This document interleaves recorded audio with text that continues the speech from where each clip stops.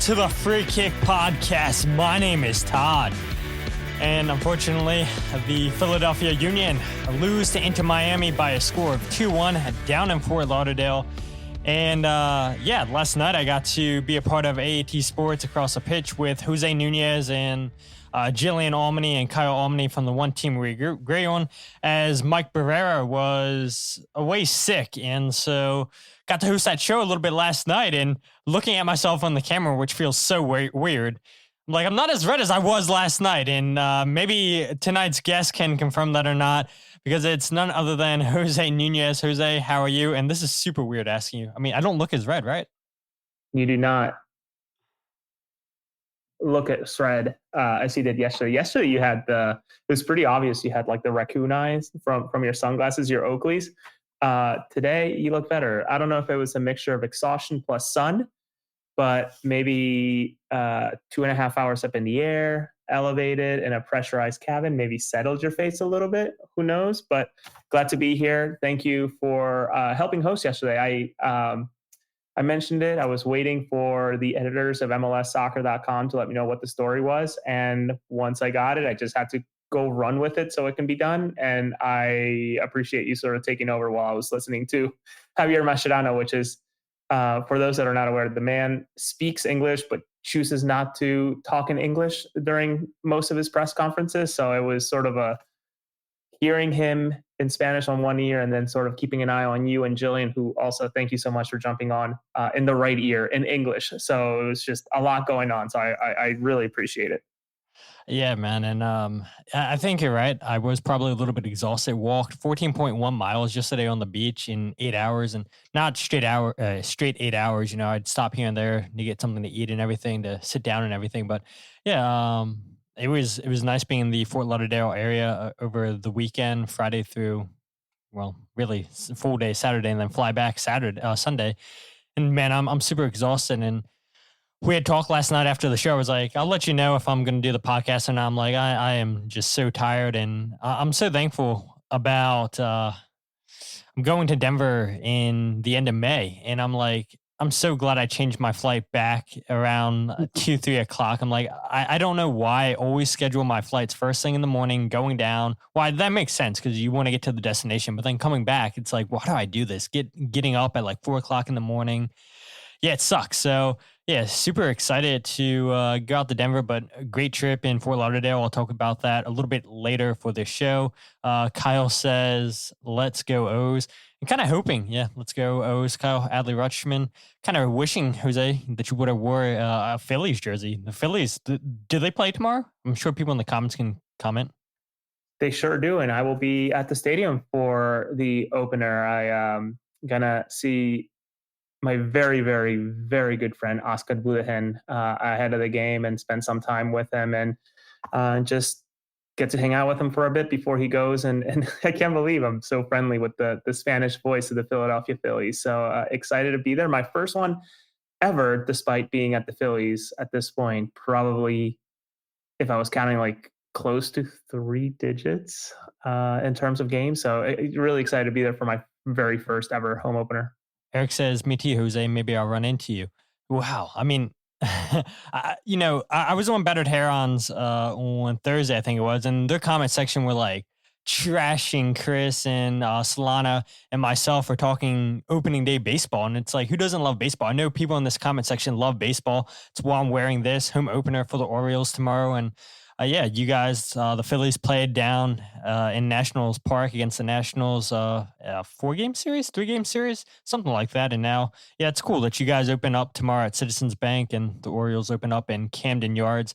Kyle says, go Giants. And what an oddball, Kyle, you are with these teams all over the place. But I mean, this is great. The baseball season, the soccer season, what a wonderful time of the year, 2 great sports. And looking forward to a wonderful MLB season for the Orioles and the Phillies. And I was hoping last year that those teams would meet in the playoffs. But the Orioles, like they've done the last couple of years, always choke in the first round of playoffs. So maybe things change this season. But let's go ahead and switch topics to why everybody's here, and that is Philadelphia Union and Inter Miami last night. Like I said in the intro, the Union fall 2-1 to Inter Miami. Union have a 4-2-0 record, 12 points, second place in the Eastern Conference, have lost 2 out of the last 3 games, Jose. Before we get into the starting lineup, the substitutions, the many chances I should add, Chris Donovan has been a hot topic on social media for people. I guess just your overall thoughts going into this game. The big question was, will Lionel Messi play against the Union? Javier Mascherano, the Inter Miami manager, had said on Friday, it's looking likely that he could feature in some capacity against the Union. And he comes in as a second half substitution for Miami, scores a second goal, the game winning goal. And you got to write about him for MLSsoccer.com. Yeah, I sure did. And it was a little odd. I don't often talk about many clubs outside of the Union. Obviously, if there's a Union connection, I sort of, hone in just out of interest and the way my dumb brain works. So to have an assignment recapping a Union game, but not focusing on the Union specifically was a little odd, but honestly, well deserved. I know we're doing sort of big picture here, but it's unbelievable what the little Argentine can do, especially when he does it within 2 minutes of coming into the game. And maybe it's fair to say broke and rebroke and broke one more time Jan Glavinović's ankles with that move when it happened. It was just sort of an unbelievable switch and flare of the hips to put him on the ground, and that angle to beat Blake, who if this would have been the goal that Blake conceded during Leagues Cup from Messi, I would not have been mad. But of course, Blake got beat by Messi from what was like 40 yards last time around, or that one time around. But all in all, man, it's, as I put on sort of the tweet for our get together tonight, like the Union lost, but it wasn't without a fight. And unfortunately, that fight could have and maybe should have, and it's maybe not fair to say should have, because Miami earned it, but how many chances Philadelphia had, or we're also missing the league leading in a 3 or 4 way tie, a sister in terms of Kai Wagner. So you get him back, and that's a different universe, but you get him back. How much of a difference did that make? I don't know. All in all, I wasn't too mad with the result, but I was also kind of left disappointed that there wasn't at least 1 point going back to Subaru Park for this weekend.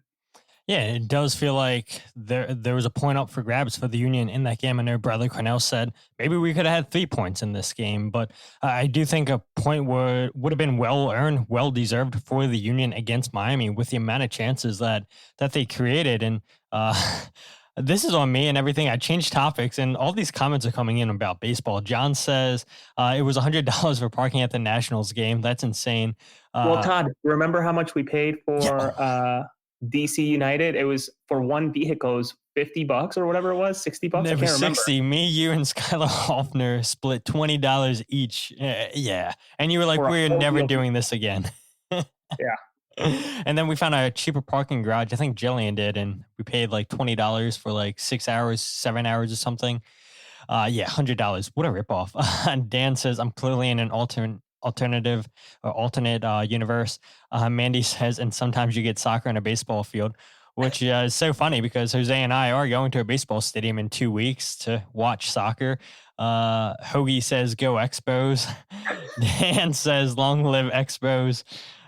Canadian flag. So I guess we're finding out more and more about Hoagie. I guess she's Canadian.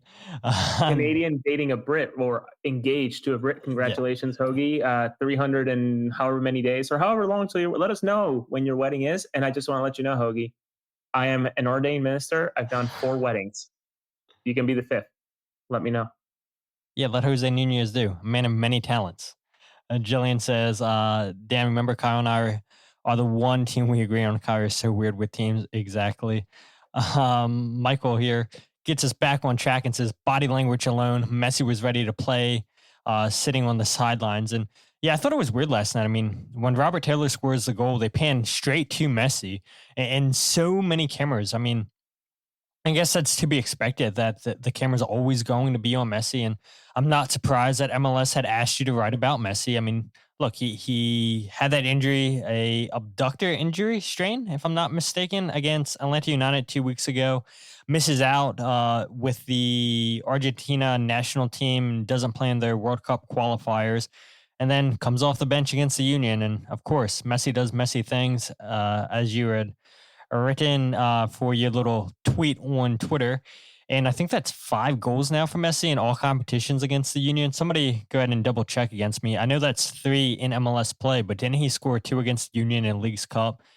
I know it was at least 1, but I thought it was 2. But regardless, yeah, I mean, it doesn't matter who Messi plays against. He's always going to find the ball at the back of the net. And I guess one thing that bothers me, and I was talking to Mark Kelkenberg about this a little bit ago, where it makes sense why MLS markets Messi.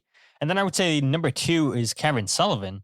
And I just wish the league would do a better job marketing other superstars in this league. You have Denny Bwanga, who's phenomenal out in LAFC. I think, Brian White's a pretty good story with the Vancouver Whitecaps, and I wouldn't say he's a superstar, but just ever since he's been with Vancouver, he scores goals. And you saw him get caught up with the U.S. squad for the Nations League this past window. Unfortunately, doesn't play. Probably should have. Probably would have been better than a Josh Sargent or all the chances that Patrick Algerman had in that game.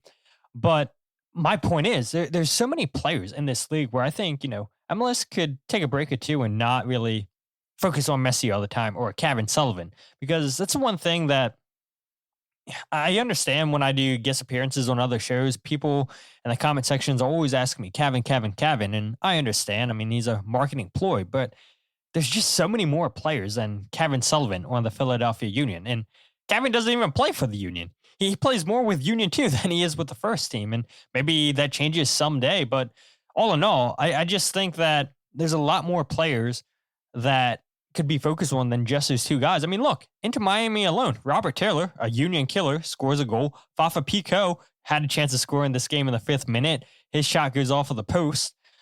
Segovia, the Venezuelan, phenomenal player. I think he's going to be the next player that goes for big money in Miami.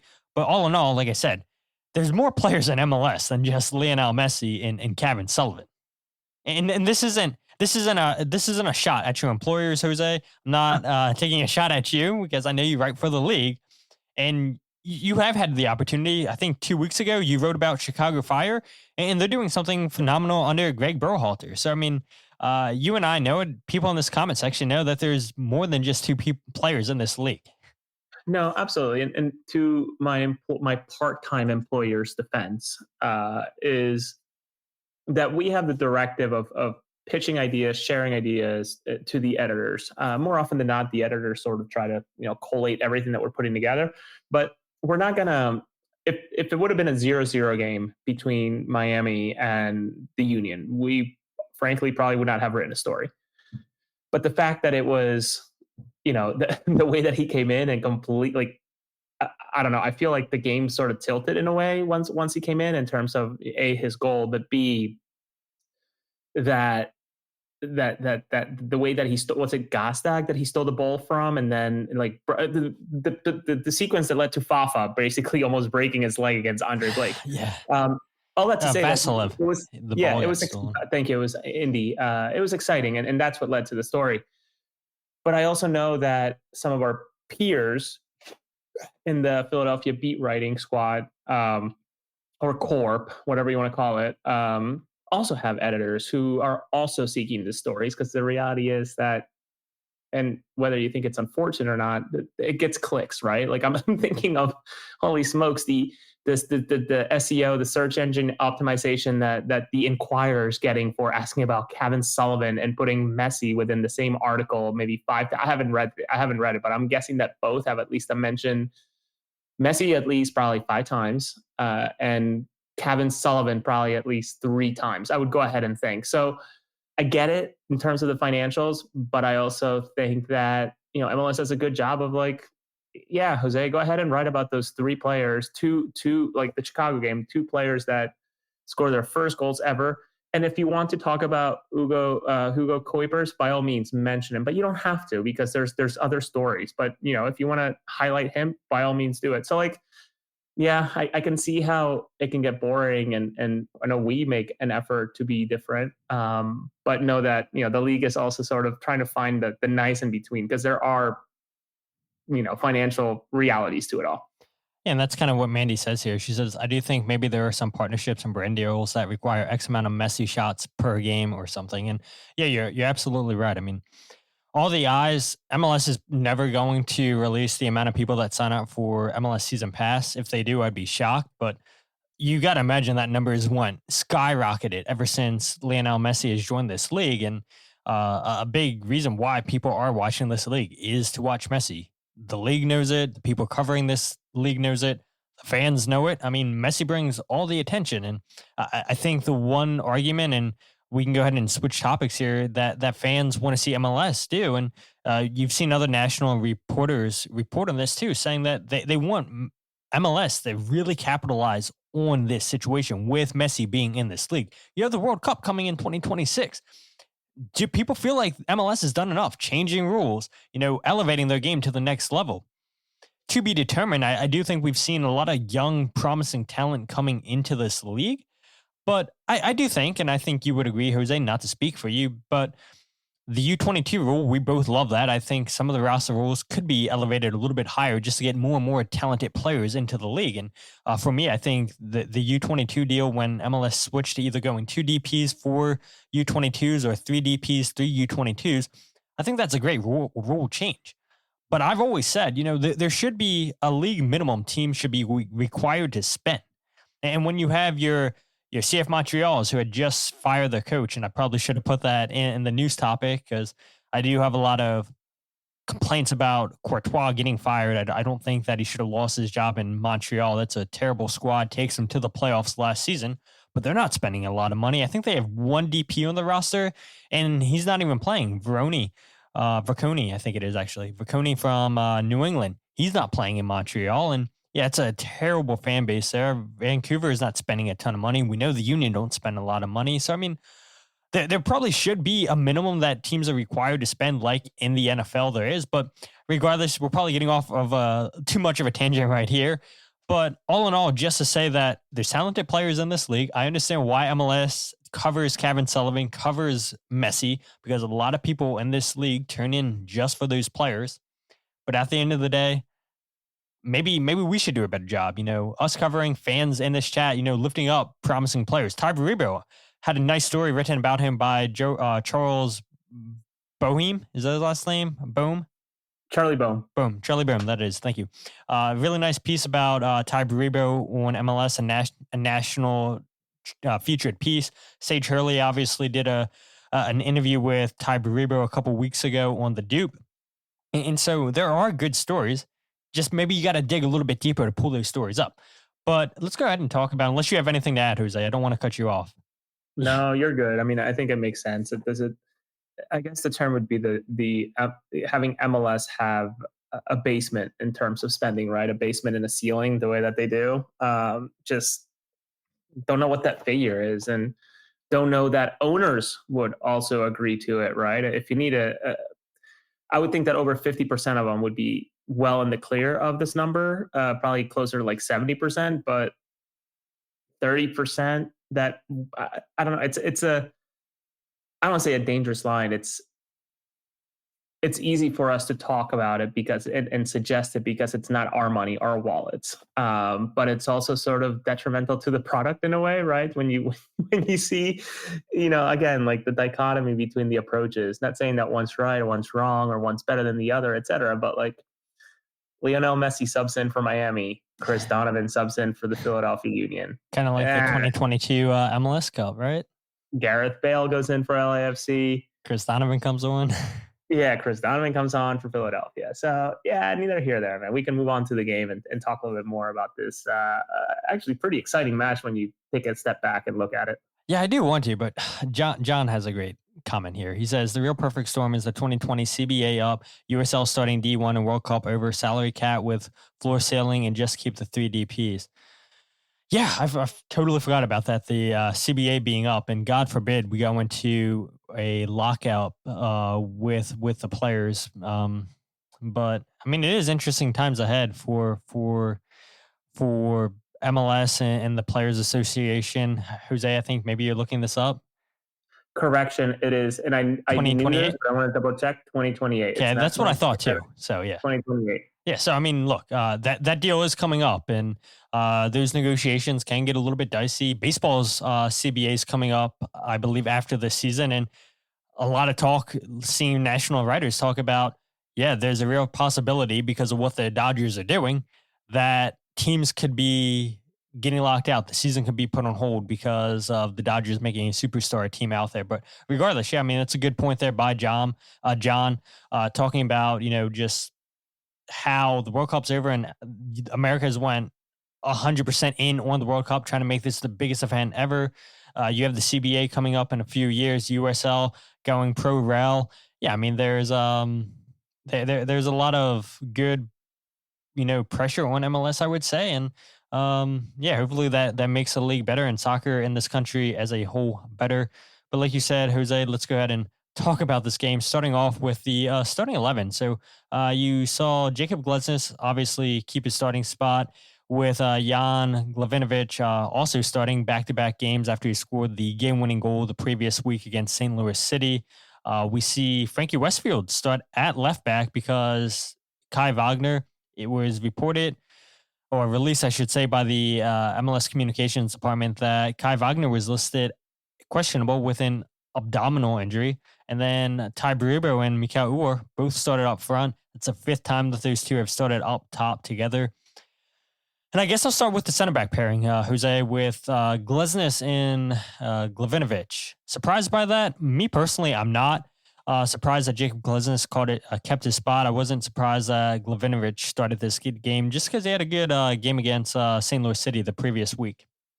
Yeah, no surprises for me. If anything, I know you and I communicated ahead of the game and sort of piecing together what the lineup was going to be, and it's hard to say, yeah, well done, Jan. You scored the game-winning goal against St. Louis with our depleted squad. Go ahead and sit on the bench, right? Unless it would have been like a muscular fatigue. I know he's obviously coming off of injury he was coming off of injury for the St. Louis game. I was kind of thinking, maybe it'll flare up, maybe something, et cetera. And then he'll have to sit down with Owethu, who I'm still amazed only got a 1-game suspension for an aggressive act like that. Not that it was, a fist to the face, but obviously very, I don't want to say violent. You don't accidentally throw the ball at someone's face either. So, no surprises. And I know that there's some who are thinking, yeah, well, Glesnes was responsible for the first goal. It's like, no, it was just Barcelona players being Barcelona players. Like, it's Sergio Busquets and the way that he moves and passes the ball. It's tough to defend against, especially when you press the way they do. So no surprises for me in terms of the center backs on last night's match. Yeah. And then we did see McConaughey eventually come into the game in the 89th minute, 90th minute for Frankie Westfield. I'm not sure I quite get that substitution there towards the end of the game, but yeah, I mean, I guess it is what it is. But Frankie Westfield, I just mentioned him, started at left back for Kai Wagner, an abdominal injury. I mean, depending on how bad this injury is, when I hear that, I don't think great news. And I think Kai Wagner had posted on Instagram, he was like, think positive or something like that when this news came out. But yeah, Kai Wagner's a player that you really don't want to see miss a significant amount of time for this team just because of how much he means to them. Tied for the lead with 4 assists, unless you count secondary assists with MLS. Kai Wagner has 5. But Kai Wagner missing last night, and I think that was a big miss for the Union. They couldn't go down the left side of the field like they normally would, having Kai Wagner send in those crosses. Frankie Westfield only attempted 2 crosses in the game last night from the left side of the field. And yeah, I think Miami knew that coming into the game. Let's go ahead and force the Union through the middle, keep them on the right side of the field, which we saw last year. Great combination play with Quinn Sullivan and Nathan Harrell down that right side, because we would see towards the end of the season, Jim Curtin go with Alejandro Bedoya, Olivier Bizo, and then Quinn Sullivan and Nathan Harrell. And I remember him talking about it. I forget what game it was, but he said, it's just the partnerships, having that chemistry with each other. That's why we make these decisions. And so you see Quinn Sullivan for this game flip over to the right-hand side just to keep that partnership with with Nathan Harrell on the right side. And we did actually see a goal, the only goal for the Union, come down that side of the field with Quinn Sullivan crossing it into Dániel Gazdag, who was playing on the left. But yeah, the Union were kind of forced to be one dimensional in this game, to go down one side, because Kai Wagner unable to go in this game and not in the matchday squad at all. Yeah, I caught wind of the injury Friday night, actually, while watching the Union too. I received a text message, and um, I believed it, and obviously was asked not to say anything, and except like, like just for your writing and prepping, etc. So like, to me, that was interesting. As I understand it, I guess maybe he departed practice early, I think is what Jonathan Tannenwald had sort of quote tweeted on another reporter's sort of commentary on the injury or whatever. So there's that. So it'll be interesting to see what comes off of this injury, whatever that doctor's appointment was like, or the response from it, and in terms of, like, is this a long term? Is this a short term type of thing? I don't know of many abdominal injuries that are just a 1 week thing. I've never had one, but as I was sort of asking around, like, who knows? Maybe it's 2-3 weeks. Maybe it's longer. Maybe it's shorter. It's impossible to know unless the Union make it clear onto what's going on, and they have no reason to be completely honest with you. So I wish him well, but yeah, it was certainly felt that left side was just very silent, and kudos to Miami for forcing the right side in terms of, like, making the side that has not really scored this year have to do all the work. And of course they ended up making it happen. So you can't be too upset with either of the folks that stepped in terms of, Nate and Frankie. But again, you sort of wonder what if Kai would have been available? Who knows? Mindy asked a question here. Do we think Frankie in for Kai over Isaiah because Isaiah played for the Union 2 match the night before, or is he just not up to par yet? I personally don't know much about Isaiah. I've watched the matches and he looks okay. He looks perfectly appropriate for MLS Next Pro. I don't know, and I haven't been down to a practice yet this year. My work is just so busy with travel and just honestly work and life with having 2 kids, et cetera, that I don't get down to practice. So I don't know what those practices are like for him with the first team. If he's even joining the first team, I would think that he is a part of that. It'll be intriguing. This case, it would have been a tough ask to have Isaiah fly from where was it, Chattanooga? Is that where it was? Yes, from Chattanooga to Miami overnight and then start a game. I think that would have been a tall task, especially for somebody who, even though he isn't as, correct me if I'm wrong, Jillian and Kyle and anybody else who watches MLS Pro, that would have been match day 3 or 4 for MLS Next Pro. I can't remember. So 3, I think. Yeah, for some Huntsville. There you go, Huntsville. Thank you, Jillian. It's a tall ask to expect someone who had the type of injury that he had last year to go ahead and start an MLS game after playing an MLS Next Pro game the day prior after that injury. So all around, I just don't know that he's quite there yet, physically and maybe skill wise. Who knows?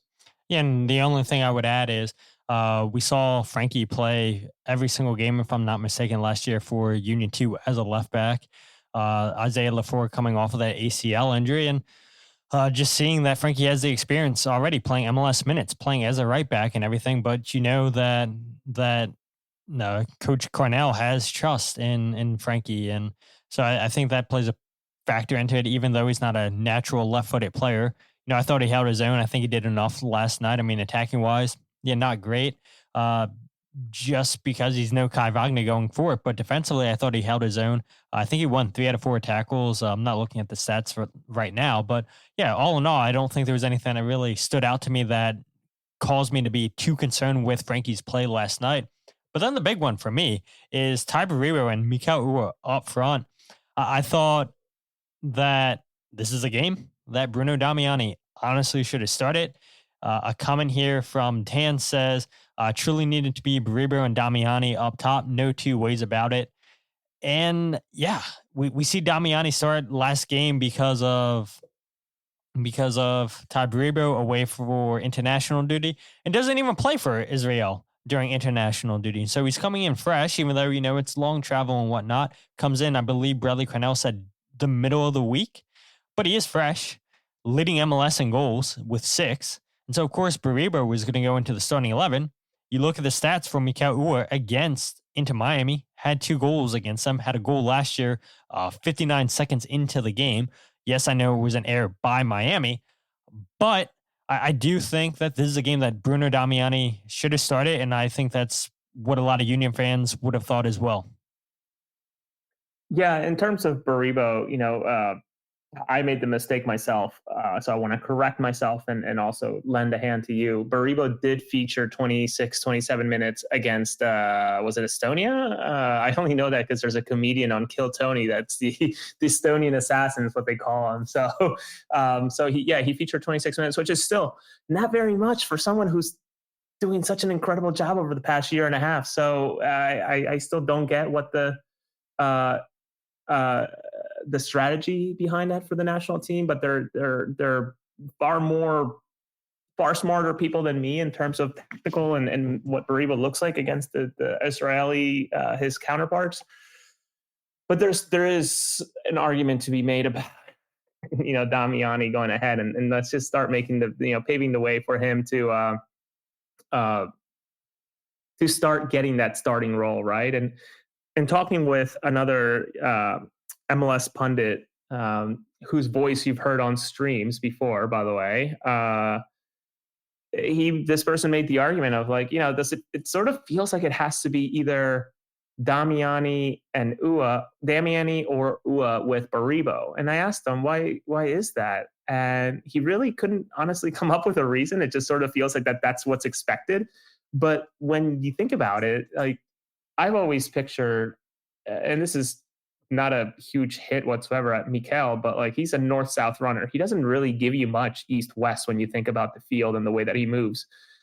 But with Damiani, it is immediately far more athletic in terms of the movement that he has around the box. I know we're going to talk about his miss when he had the header that should have gone in, honestly, considering what it was.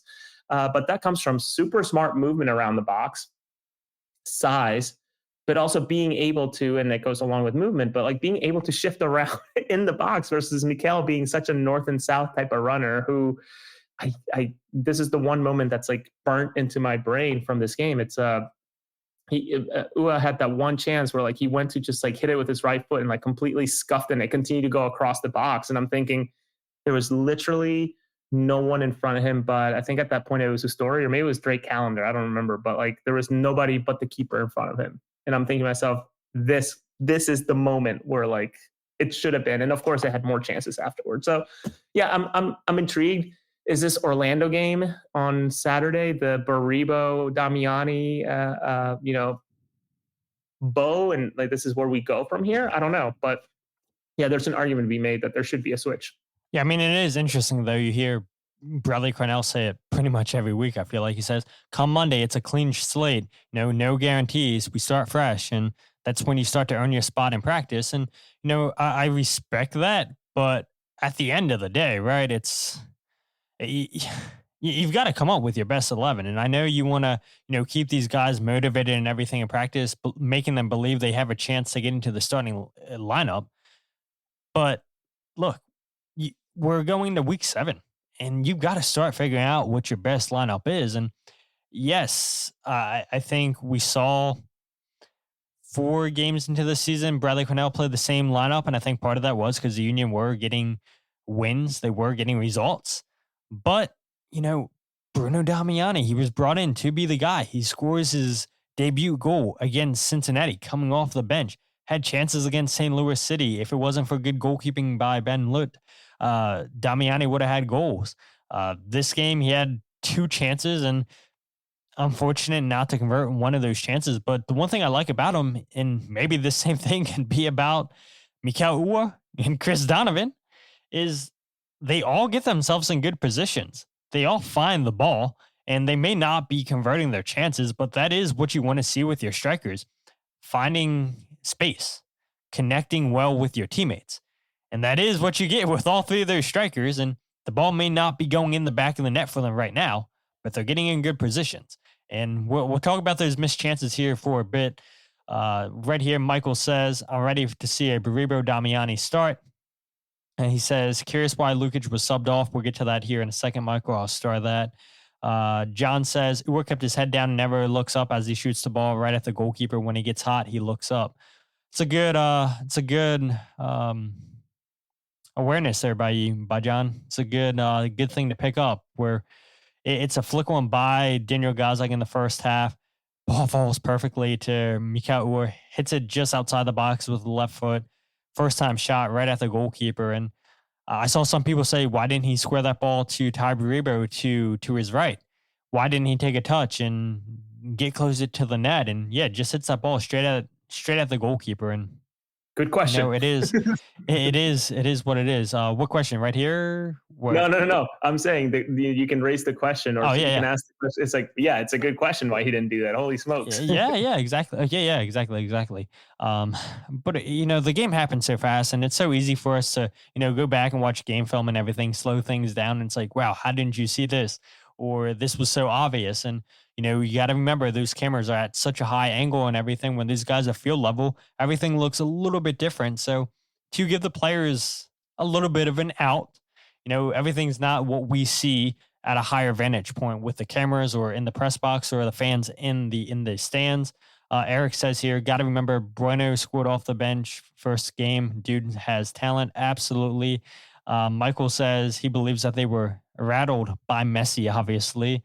Starstruck. And isn't that what Jim Curtin said during Leagues Cup when the Union lost 4-1, that the players admitted that they were starstruck? You saw how many players go up to Messi before the game, wanting pictures. After the game, so many players wind up wanting to get his jersey, to get pictures and everything. And yeah, that was a pretty embarrassing look. But I do think that the Union aren't really startled by the fact that they're playing against Messi now. I don't think there's many teams in the league that are. It's just another game, right? And I know that's harsh to say for the world's best player, but I do think that we've seen a different mentality the last two games against Miami from the Union than that very first game in the Leagues Cup, where, yeah, that was a embarrassment of a game.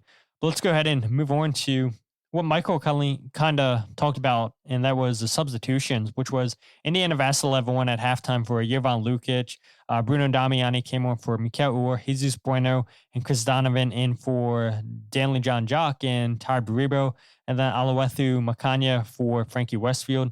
And I guess we'll start with the first one there, Jose, with Lukic getting subbed off for Danley John Jock. For Indiana Vassilev, and Michael says he doesn't think that Danley had a good game and was thinking that Danley should have been the one that was subbed off, but it was Jovan who came off first. Yeah, with Lukic, I feel like this was one of the first games where, like, okay, he's down to earth, though you could argue, yeah, of course he's down to earth in a way because he's playing against former Barcelona players. He's playing against probably, this is either the best or second best team that he's faced against in MLS so far. I would say that either Cincy or Miami would be one, or a 1 or 2 type of, like move them back and forth in terms of,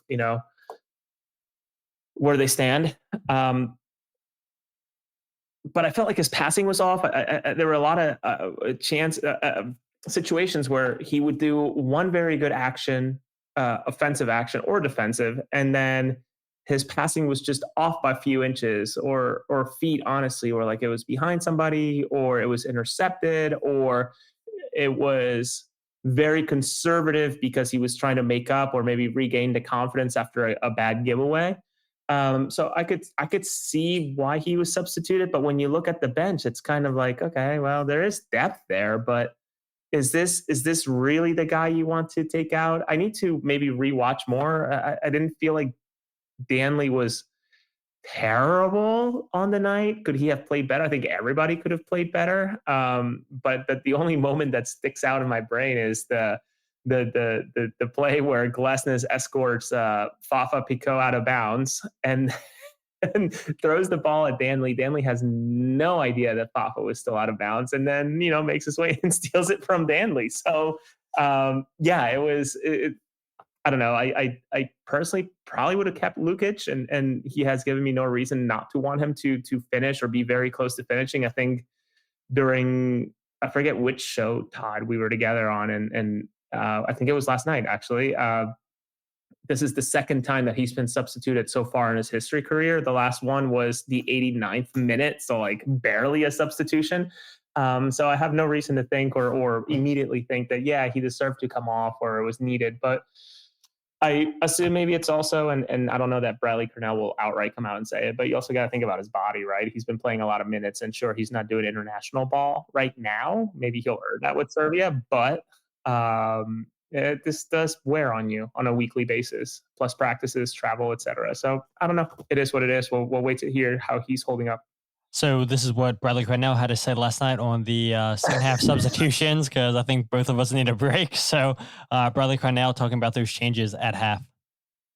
Yeah, first we want to correct a couple of things through video, and we needed a little bit through the middle of the field when we had the ball, and it was just very tactical that to bring Indy on, so we could try and progress through the layers a little bit more, through the thirds a little bit more.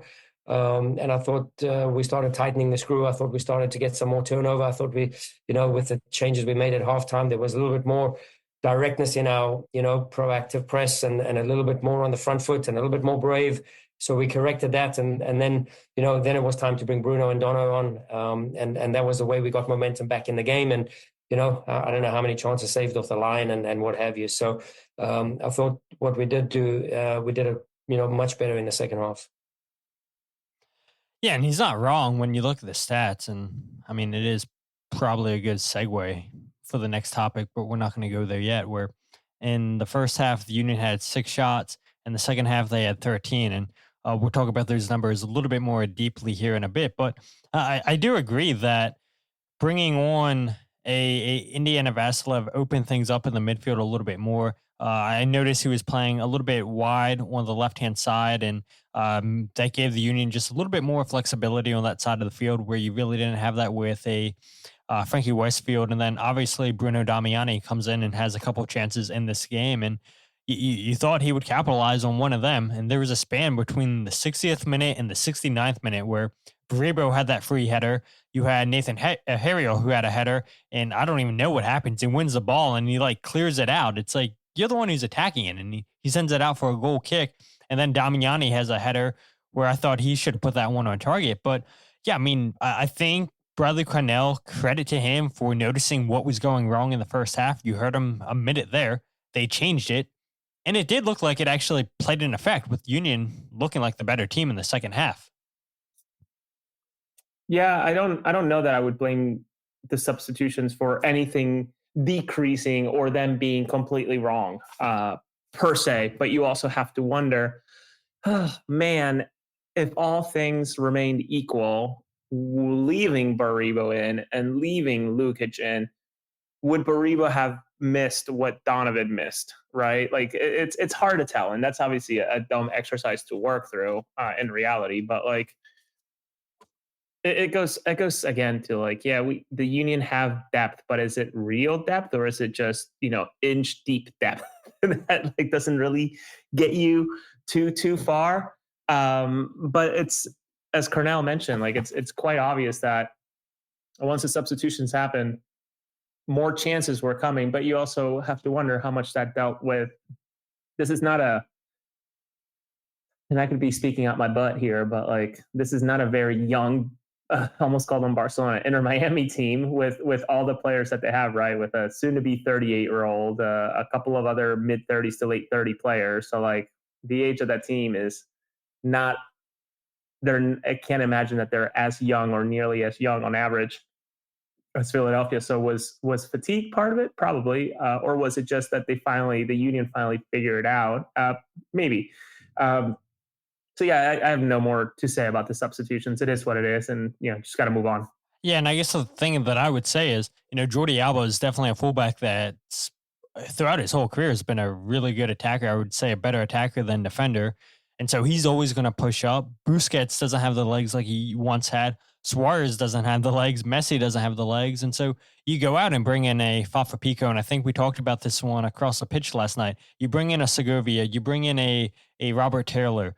Players that are going to do the dirty work for you. They're going to track back. Yannick Bright's another player that's going to cover for Miami in the midfield there. And so, yeah, I think Miami, the way that they built this roster, they are smart. They go out and get players that have fresh legs that are going to go ahead, have no issues doing the dirty work and covering for those guys that just don't have the legs like they had once had it. But yeah, I do agree, Jose, that that we could probably move on from this topic.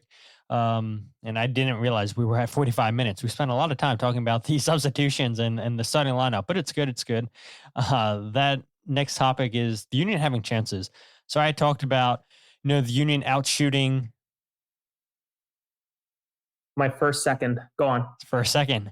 And for people who are going to hear that, I know we're on audio and on live on YouTube, Twitter, and Facebook. So you guys can see it. Yeah, Jose opening another one.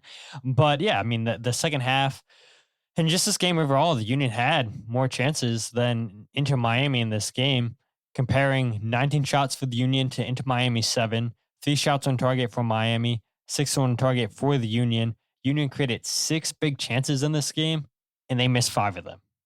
That's really, really, really bad.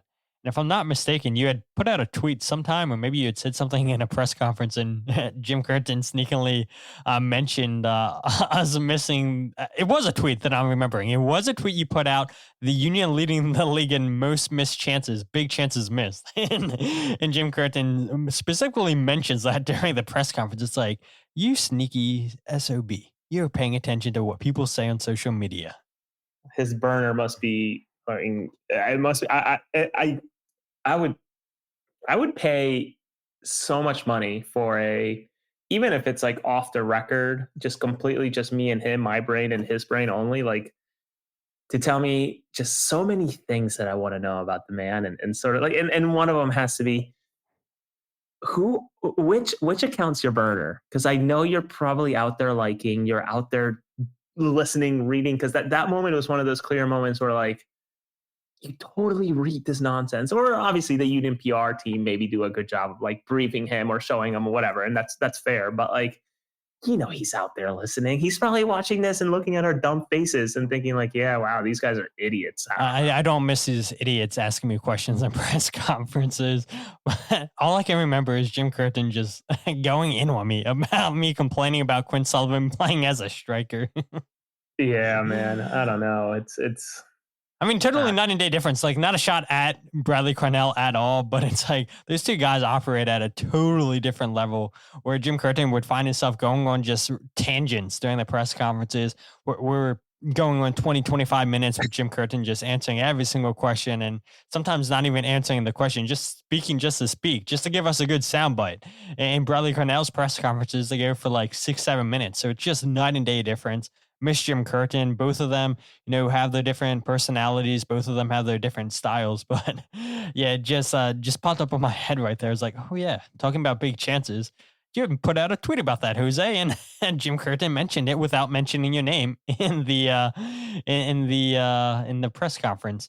John says he's Union Hawk. LOL.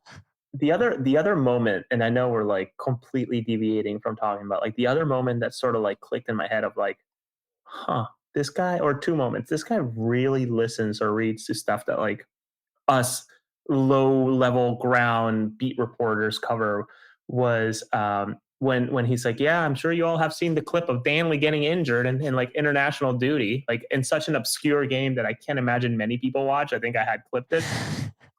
And then the other one was when and then this one made me really proud. I was so happy. I almost wanted to cry when he mentioned bits and pieces of my interview with José Martinez about, like, I think it was during the gathering at Union Yards when everybody was upset, town hall. And he had mentioned something like, yeah, players come and go. I mean, for goodness sakes, all of you heard José Martinez say that he wants to come here and retire again, or come here again and retire. I'm like it was like that Leonardo DiCaprio meme, like that was through me. That was through me. So, like, I don't know, man. I miss the guy so much, and I'll never forget the rant about referee opinions and him going on like about 2.5 men. What are we doing? Or penetration without possession is useless or something like that. calling me LL Cool J. Like, come on, so many great moments. Or look, everybody listening to the podcast knows the great clip that we have forever with Jim Curtin saying, yeah, not good, when he was talking about, I forget what game it was, Mikel Uor's performance in Leagues Cup, I believe it was. That's literally all he said to my question about his performance. Yeah, not good. So, I mean, so many great memories with Jim Curtin, a lot of great moments. And of course, they still, they still pop up here on the podcast. But going back to this game, the Union creating a ton of chances on the night. Like I said, 19 shots for the Union in this game. 6 of them were on target. They had 5 big chances missed. But I think there's still positives to be found in this game for the Union. I mentioned a little bit.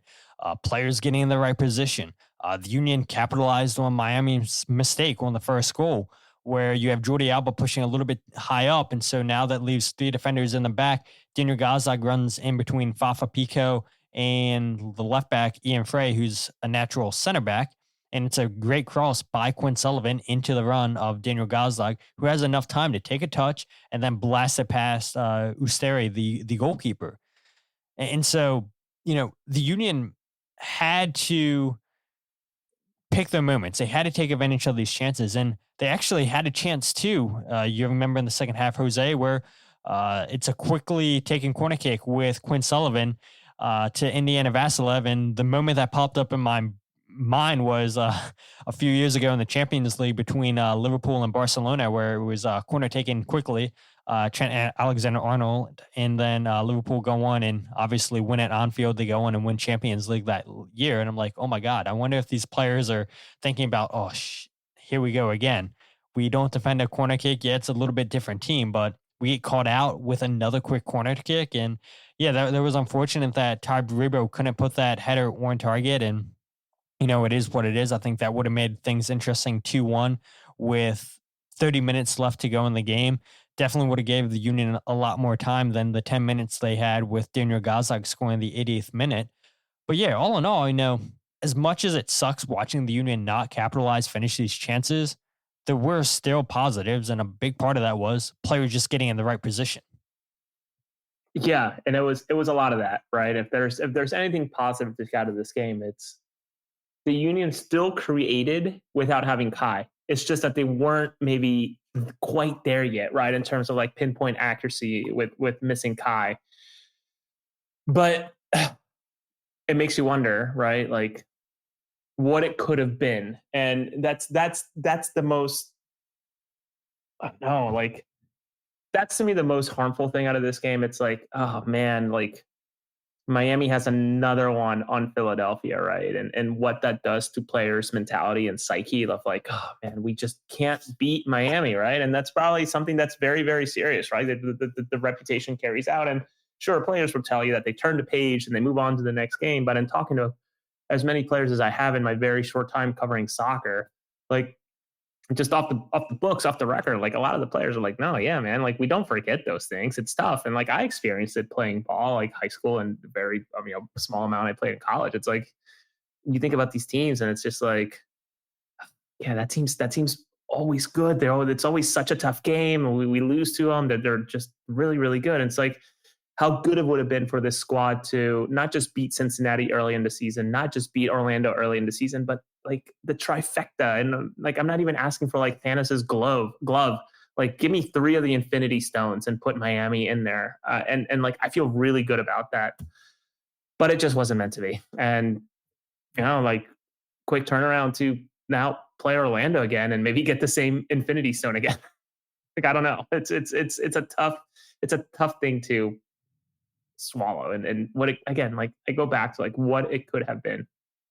Yeah, absolutely. So I'll go ahead and play the next clip of Bradley Carnell. I think this is the right clip, talking about, the Union still creating chances in this game, and they could have came away with at least a point. Yeah, I thought the game of 2 halves. A little bit passive in the first half, not quite what we wanted to do on the first half on the game plan. But yeah, credit to the boys for turning the page in the second half and making a game of it. And we give away 2 big moments and concede 2 goals. On another day, I think we walk away here with at least a point, or could have been a walk away with 3 points. So a little bit frustrating. I think the guys knew there was a little bit more here tonight, but proud of the way they turned the page and gave everything in that second half. And I'm not sure what the stats are, but I think 19 or 20 shots away from home, dominated in many, many phases and really enjoyed the game in the second half. So yeah, and he ended saying, we dominated many phases in that game. And John says right here, the thing that he loved about the Union last night is they didn't stop fighting, and I can't wait for when Miami comes to Chester in May. And I think, that is a positive, right? And I think we talked about this on AAT Sports, Jose, where Nathan Harriel has a block in the 98th minute. Andre Blake comes up with a save against Messi in the 99th minute. They're still fighting. They're still putting the bodies on the line because Miami could have wrapped this up and put it 3-1, but they didn't. And the Union even had a chance to tie it up with Chris Donovan. It's another header down the right side of the field with Quinn Sullivan putting in the service. Donovan wins the header, credit to him, but he can't put that on target. Has a chance in the 83rd minute, I believe it was, where, again, going down the right side of the field, ball winds up getting to Gazdag. Gazdag finds a wide open Chris Donovan, and his shot gets blocked. And so, again, we talked about the Union not having chances on the left side of the field because they didn't have Kai Wagner. But at the same time, they had a lot of chances on the right side of the field. Quinn Sullivan picks up his 4th assist of the season, or 3rd assist of the season because I don't count secondary assists. But Quinn Sullivan's looked excellent, I think, pretty much through 6 games this season. Created a lot on the right side of the field. Union looked good on the right side of the field. And at the end of the day, I think this is a result that Union fans shouldn't be too upset about. Yes, I know I'd started talking about the Union losing the last 2 out of 3 games, but there's a lot of positives. And even in that loss to Nashville, there was positives to take away. There was positives to take away against St. Louis, even though the Union only scored 1 goal, because these players are getting in the right position.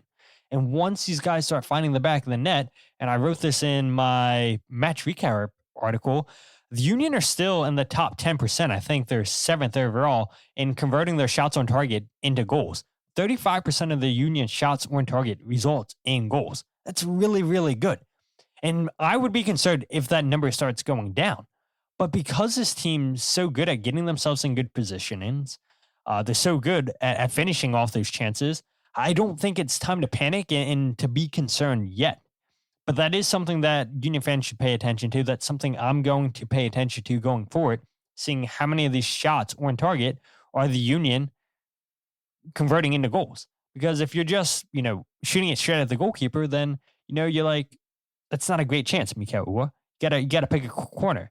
Bruno Damiani having a header, Ty Bribo having a header straight at the goalie. You're getting in the right positions, but you want to see these guys finish off the chances. And through 6 games this season, the Union in 7th overall in MLS in converting those shots on target into goals at 35%. So, yeah, again, a lot of positives in this game. Anything for you to add there, Jose, before we quickly talk about Chris Donovan, since so many people on social media want to talk about him and blame him for this loss? No, I think all I'll say is that I just saw the comment come in from Michael, and I wholeheartedly agree. I was far more concerned about this team after losing to Nashville than I am after losing to Miami, just because that Nashville loss just felt so uninspiring, and actually the same referee that blew those 2 calls, the 2 penalty spot kicks, one that was not given to the Union and one that was given to Nashville, also had some doozies for the Jamaica game during the international window. And just earlier against Portland, had a really terrible moment where Portland almost tapped the ball in. The keeper clearly gets his toe on it, and it deflects out of bounds for a corner, what should have been a corner. Instead, he gives a goal kick and just runs away, not listening to any player whatsoever. Like, he's in his own world. I'll have to send you a clip then, Todd. But like, I was far more upset about Nashville and how uninspiring that loss felt, especially for a Nashville team that's still very beatable, unbelievably beatable, versus Miami. That's Miami, right? It's always going to be a good game, at least through 2026 into 2027 when maybe Messi's gone and the rest of the squad leaves. So yeah, in this one they fought, and I often don't talk about referees, and I also don't often talk about the roughness of the game, because I get that being a professional, it's a completely different level than anything you and I have ever experienced playing soccer wise. But last night's game really felt like one of the most physical games I watched the Union go into, in terms of. I know I saw a clip of like Macania and Messi on the sideline for a throw in, and Macania shoving Messi a little bit, and Messi not liking it, and like just like elbowing Macania, and then like 2 or 3 times, and then Messi running to the throw-in ball and like falling over, and of course it's a foul against Macania. Never mind. I think anytime the ball was within 5 to 10 yards or whatever, 3 meters away from Redondo for Miami, like that dude was just ripping shirts literally off of Mikel Ulla's neck. Never mind like fucking elbows left and right. So like, what about the challenge by Kamashki on Dániel Gazdag? Yeah, that one was I was actually really shocked that did not go to review. And so was Daniel, obviously, the way he responded to it all, and to the point that he pulled up his little sleeve. Yeah, there you go, Michael. Hopefully it was through DraftKings, over $5. You got a free code for MLS season pass, I guess the promotion is. But yeah, like Daniel, clearly the recipient of a really, really bad foul. So all that to say that yesterday was a very, very rough by MLS standards. I was physical as hell. Yeah, absolutely. Well, let's go ahead and quickly talk about Chris Donovan. We spent some time talking about it last night on AAT Sports Across the Pitch, so don't want to spend too much time talking about Chris Donovan. As you guys can see there on the little ticker, it says Chris Donovan's clock, is it ticking? Marcus Anderson, next man up, one healthy. And Bradley Carnell was asked about, bringing on Chris Donovan off the bench last night, and didn't really mention Chris by name. Yeah, I mean, I listen. The way we set out on the 2 striker system, guys are going to fatigue. Guys were away with national teams and what have you. So I think it's just totally natural to bring more energy off the bench. And I thought we created a lot of momentum and a new swing shift of our dynamic approach, and a little bit more direct, a little bit more vertical. We had to push the game a little bit. So totally, I would say normal to bring another striker when you're in that position. Yeah, absolutely. Guests on the show potentially, Jose. I hope. Come and say hi. But it's Mr. Todd. Come say hi. Raphael? Question mark? Yes. Say hi. Hi. Hello. How are you? Good. Can you do your tough face?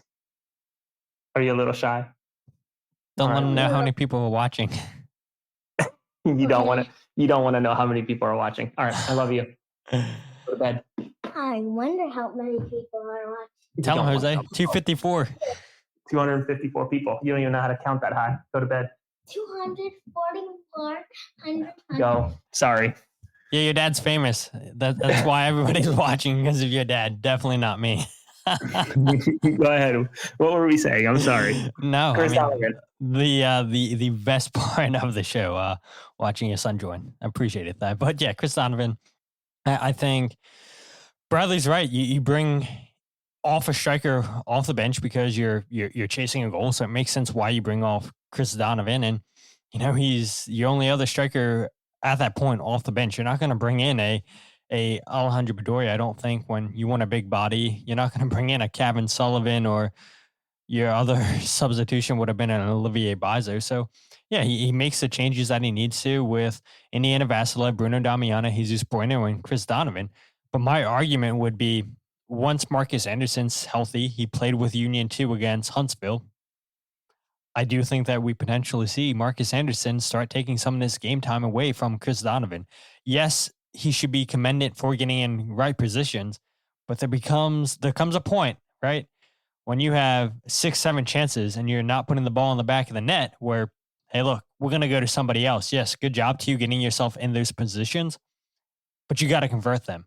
And a lot of people are like, oh, Chris Donovan's not an MLS player. And I saw some comments last night say, he's not even a USL player. And I don't know if I would go that far. But yeah, I do think the clock is probably ticking on these opportunities, on these chances for Chris Donovan. He's paid to score goals. And he's not scoring goals. And I guess the same argument can be said about Mikel Ua. Chris Donovan is a bit of an enigma to me, and sort of like Jeremy Raffanello, right? In a way, like, and let me explain before people listening are like, what the fuck is this guy talking about? But like, the reality is that last year, if I recall, and please correct me, keep me honest on the chat, but last time he played with MLS Next Pro was, I think it was like the Atlanta game last year. And I clearly remember it because I think I was on a work trip watching it from a hotel in Chicago. And he scored a hat trick in his one and only game in MLS Next Pro last year. 3 or 4 goals. It was something unreal. So I feel like Chris is in a spot where he is clearly too good. And obviously that's an MLS and Next Pro side last year that had Frankie and CJ Olney. Cavan wasn't there. He hit during that game, I don't recall. But the other characters that made that team so special for MLS Next Pro, for Union too. But Chris Donovan seems to be in such a spot where maybe he isn't quite there for MLS, maybe. But he's too good for MLS Next Pro. So like I don't know where he goes from here. We all know about the infamous or famous, depending on how you see it, tweet by Fabrizio Romano at 2 a.m. announcing his deal. Like, obviously, later on, Chris Donovan made it known through a podcast that he did that his agent paid for the tweet. It's crazy. So like, kind of comical to admit that. Or asked Fabrizio, in which I'm sure something was exchanged. I can't imagine it was a freebie. But I wonder where he goes from here, right? Like that deal happened when there was a different sheriff in town, not Ernst Tanner wise, but Jim, right? Could Jim had Jim maybe swayed the conversation to keep him and made the argument to keep him. And I'm sure he's a great practice player to have and staff, et cetera. But like, you also have to wonder, like, man, could there be someone that can do a little bit more, or maybe can appear a little bit more and do more when given the opportunity? Because right now, like, you look at when Miami can sometimes bring in off the bench, and Javier Mascherano said it on his press conference, like Robert Taylor is one of those players who's been injured and has come off the bench from time to time. And like, he's putting in goals and putting in really good shifts. So like, you have to wonder, like, are there other players out there that the Union can go and pick off should they want to move on from a Chris Donovan in the future and maybe replace him? And this is not me speaking ill of the player.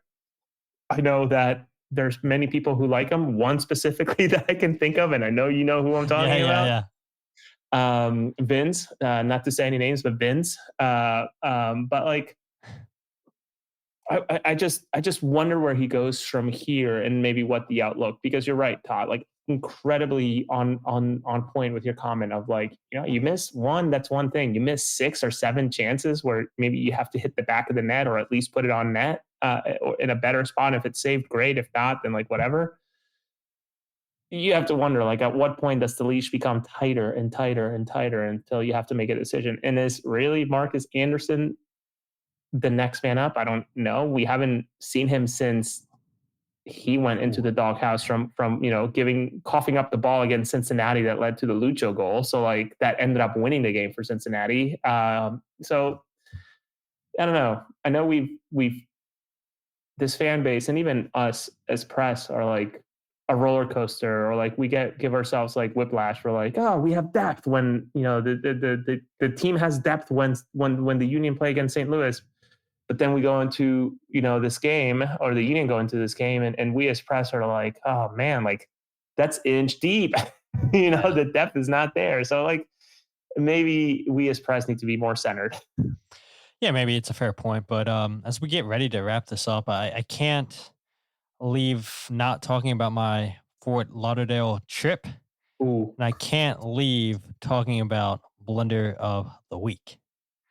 And so, for people who did not see this last night, there's a tweet that ran out. I forget who put this out on social media, but it was a tweet of former NFL player Brandon Marshall asking Javier Mascherano, the head coach of Inter Miami, Messi or Ronaldo, And then he ends it with LeBron James or Michael Jordan. Felicidades, coach. Felicidades. There Okay, you go. thank you. Okay. Felicidades. Brandon Marshall from I Am Athlete. I got a few rapid questions for you. Yeah. All right? Okay. You ready? You have children? Yeah, 3. You have 3. Okay, I miss great. them. In my house, my kids, they keep asking me this question. They say, Daddy, Ronaldo or Messi? And they ask me, like, so I ask you the same question, Ronaldo or Messi? You don't need to ask. I think Messi is the greatest player in the history. Never will be like him. It's impossible. 20 years in the top, scoring, playing, and he's the total player. You know, he can play as a striker, as a midfielder. Also, if you put him to defend, he is the best defender. I can show, and I saw that. So at the end, for me, I don't have any doubt. Michael Jordan, LeBron James.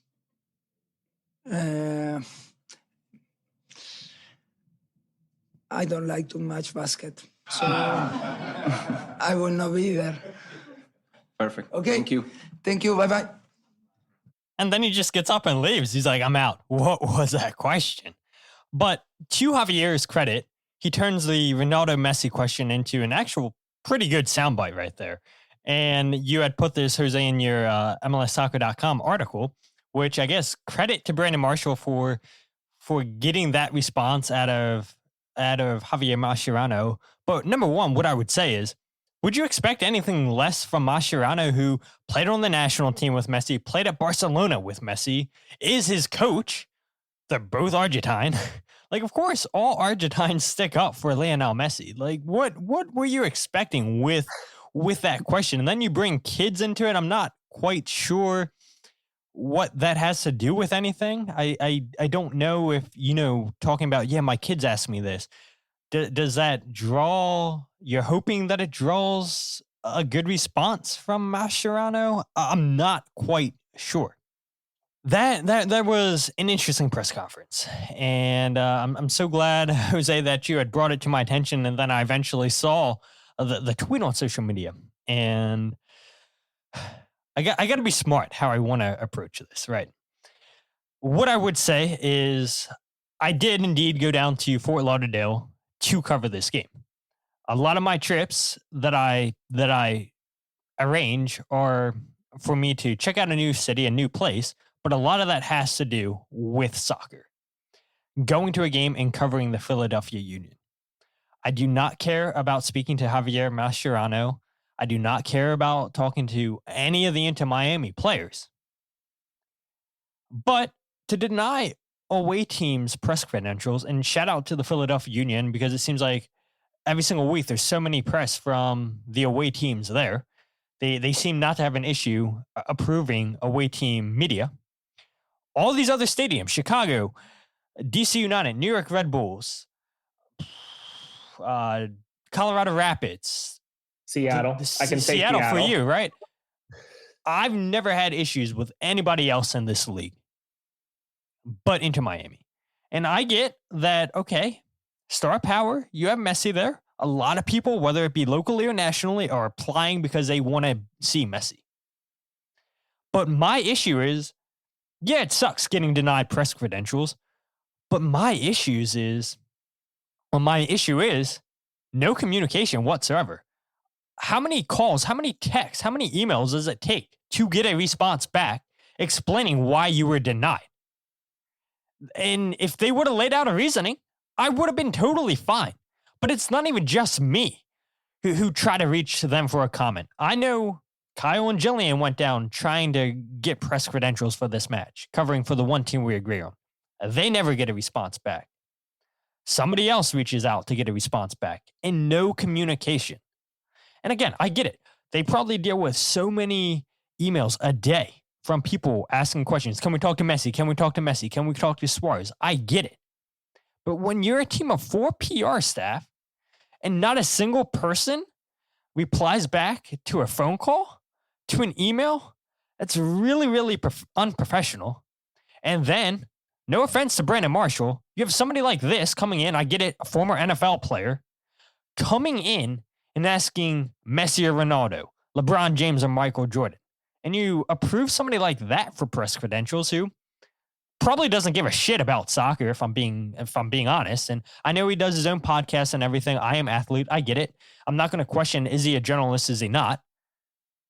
But I don't think he gives a shit about going to cover Inter Miami on a weekly basis. He was there trying to get a soundbite, and that's it. And so not to have any communication skills at all, Inter Miami, Brandon Marshall are getting my blunder of the week. Yeah, not good. Not good at all. And so on the flip side, I'm so happy, and I'll talk about my trip here, right? That I didn't let this detour my thoughts, my feelings for the whole trip, because on Friday, my old co-host, people listening to this, Tyler Elliott, used to do the show with me when we covered the English Premier League, the UEFA Champions League, the London Underground. Shout out Jem Toygar. And we had a lot of fun doing that show. And so his parents, Mr. Art and Miss Joyce, I know you guys are watching this, they had moved down to Pompano Beach 2 years ago. It's been 2 years since I saw them. So I spent all Friday seeing them. And that was a really, really great time just spending the evening with them and them showing me their new hometown. And just, I'm reminded, the little things in life. And so I could have been pissed off, and I could have said, this is the worst trip ever. I'm never coming back down to Fort Lauderdale. But I went down there and really enjoyed the beach, walking 14 miles on the beach on Saturday, getting sunburnt like we saw yesterday on Across the Pitch. And I really turned a negative into a positive. And so I enjoyed my time down there with Tyler's parents, Mr. Art and Miss Joyce, with Miss Joyce's mom, and just experiencing the new town. And again, thank you guys so much for the great time out. But into Miami, Brandon Marshall, I mean, that made the situation 10 times worse once this question came to light. What was asked? I have expressed this to you, Todd, especially this year, where it's not lost in me how fortunate I am to represent the league, right, in some capacity with the MLS writing. For those that are unaware, my press credential for this year is through MLSsoccer.com. Because why wouldn't I, right? Like, just being completely honest, and not through AAT Sports. So I will forever be thankful for AAT Sports, continue to, be part of their content and jump on where I can, et cetera, and represent them, frankly. So my experience with a lot of these PR groups, especially this year, has been unbelievably different than what it has been in the past because of obvious reasons, right? They see MLSsoccer.com, whether it's low level like myself or someone else like Jonathan Segal or some other guys who are on our editorial team.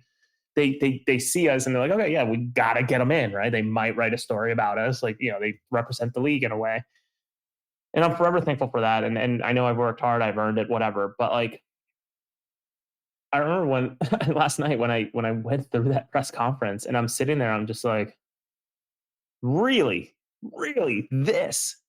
I immediately told you, and I could tell your face was just kind of like, you just can't win. And I don't know. I wish there was a better way to be vetted, or a better way to vet these people. Vet people who go ahead and get these press credentials, because someone like you should have been in that room, not even in that room, in the locker room where, Erica and imagine the questions for the players and everything, asking them how they felt, because we just talked about it for an hour and 10 minutes that we thought the Union played good, even though they lost the game. And so it would have been nice to get comments from the players to see how they felt after the game. Yeah, we have no idea what they felt. I personally didn't ask for any players after that. I was obviously busy doing this. I don't know if other people. I haven't read the Inquirer's piece. I haven't read the Substack of other people. Like I typically, for those that again don't know my process, but like, I refuse to read other writers' writing until I finish my own piece for whatever we're writing about, because I don't want any influences. And then I'll happily read everybody's and sort of compare and contrast, etc. At least I read specific people's because I like some more than other and trust some far more than others. But like, it's to me comical that like, man, you could have been there, right? In terms of like literally less than 20 miles, I'm guessing, from the stadium. 2 miles. 2 miles from the stadium. You could have been in that locker room asking questions of the Jovan, what was the communication between you and Bradley for that substitution? Or Jan, what was it like to be put on ice skates by your hero, right? Like asking some of these questions, maybe not in that cadence or in that manner, but like, asking questions that we are genuinely guessing about, and we could have had answers had Inter Miami had a better, honestly, a professional way to respond to you all. I almost wish I would have, and I would never do this, but like, I wish I would have applied and seen how quickly they would have responded to me versus you all, just to like make like a thought exercise. But of course, that's not, it's neither here or there, and I wouldn't do that because obviously I would only apply if I was genuinely going to go. So all that to say is that even though this game is growing and the biggest competition of the sport is coming to this country, there are many people who do good work that are interested in doing the good work for free or for very cheap or for free. And the league is still not interested in finding a way to making it happen. It's really disappointing. And I know, we don't know their workflows. We don't know what their inboxes look like during some of this, busy period, et cetera. But you have to think that now what is this, year 2 of the Lionel Messi experience? Like, there would have been more done in terms of, like standard operating procedures, like that this wouldn't be something that just goes completely left unanswered until left unanswered by Inter Miami. And I'm not even sure if Philadelphia ever got back to you in terms of help. I don't know. And I don't think it's really relevant, but nonetheless, like, you would think that there would be a better way to do away with situations like this. And I know I'm rambling at this point, but it's because I know you do good work, and other people that do good work that could have and should have been in that room. And it's just unbelievably unfortunate. Yeah, it is. Absolutely. And again, I just want to stress, and we'll end the show, that I'm not disappointed that I got denied. That's fine. I can live with that. But my issue is literally not responding to emails for 2 weeks. 2 weeks. It really takes you that long to respond to an email? It's pretty unprofessional, in my opinion. So, yeah, Inter Miami, blunder of the week. And I'll be curious to see how that club does once Messi and his Barcelona buddies wind up leaving MLS. But to end the show on a positive note, again, Jose, I appreciate you joining the show. I appreciate you just the hard work you do. And yeah, this is probably one of our longest shows that we've done together. And it's always a pleasure interacting with the chat. A lot of great questions, a lot of great questions. People ask a lot of great comments, and they make the show. But Jose, where people want to read your Messi piece, where people want to read your work at MLSsoccer.com and follow on social media, all that jazz, where can people follow you? You can find me on Twitter mainly, though. I thank you, Eric, who's on this. I want to give him a special shout out, Eric Svetson, who turned me to a website that allows me to cross post between Blue Sky and Twitter. It's been a game changer. Sometimes a little slow, but nonetheless, I try my best to satisfy both audiences. So Eric, thank you. So you can find me on Twitter at José R. Nuñez 91. And certainly every week, just about every week, I tend to get a named piece on MLSsoccer.com, which I still pinch myself about. And then ultimately, take a look at my Substack, linked within my profiles across social media. I had a really fun time covering a team that's very near and dear to my heart in terms of Reading United AC. I grew up near the Reading area and been to a couple of their games. And when they invited me over to come and check out their kit launch, as well as the launch of their philanthropic foundation, it was sort of, again, another pinch me moment where like, oh man, I used to watch this team as a fan disappear out of my life just out of busyness, moving away from the area, and have worked so hard to do what I've done now with reporting, that they invited me to come and cover the team in that specific event was one of those moments where like, oh my goodness. And just such a fun time. And the kits are actually really, really cool. So take a look at them. I posted about them on Twitter. But ultimately, thank you all for all your support. And we'll see. I applied for FIFA Club World Cup games. So between Philadelphia and Seattle, we'll see what games they come through and what my travel looks like around the summer. Yeah, and I'll be sure to leave comments in the show descriptions to check out those two pieces by Jose. But if you guys aren't following the podcast on Twitter, Instagram, or Facebook, follow at Free Kick Pod, wherever you get your podcast of The Free Kick. Check out the YouTube channel live, every single podcast on YouTube. Also, goals breakdown videos. Goals breakdown video is not out yet for this game. That'll be out Monday night, Tuesday morning. YouTube.com/freekickpod to go ahead and check that out. And check out thefreekick.substack.com for my writing, podcasts, and goals breakdown videos all in one place. But we got to end the show with this, right? There's two comments. We were talking about Jim Curtin maybe 20, 30 minutes ago. Comment here says, I'd lose both my legs to see Jim manage the Union again.